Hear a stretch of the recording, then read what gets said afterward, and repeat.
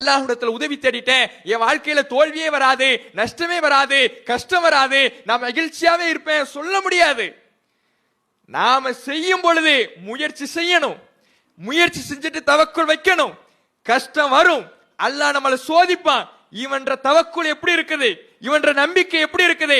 ஆரம்பத்துல வியாபாரத்தை துவக்கின உடனே அல்லாஹ் மீது பாரத்தை போட்டுட்டு இறங்கிட்டேன், அல்லாஹ் தான் என்ன பாதுகாக்கணும் அப்படின்னு இறங்கினவன் நஷ்டத்தை பார்த்த உடனே அந்த நம்பிக்கையில தோண்டு போறானா? என்ன தோத்து போயிட்டோமே, அல்லாஹ் நம்பி இறங்கணுமே, நஷ்டமாயிடுச்சே இப்படி புலம்புறானா?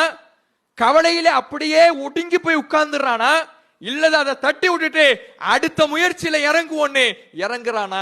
சோதிச்சு பார்ப்பான். அதுலதான் நம்முடைய ஈமானிய பலம் வெளிப்படும், நம்முடைய தவக்குளுடைய பலம் வெளிப்படும். அந்த நம்பிக்கை நம்ம இடத்துல இருக்கணும்னா அல்லாஹ் தான் எல்லாவற்றையும் அறிந்தவன், அவன் மீது பொறுப்பு சாட்டுகிறேன். எது நடந்தாலும் நன்மைக்கே, எது நடந்தாலும் சிறந்ததே, அல்லாஹ் சிறந்ததை அறிந்தவன்.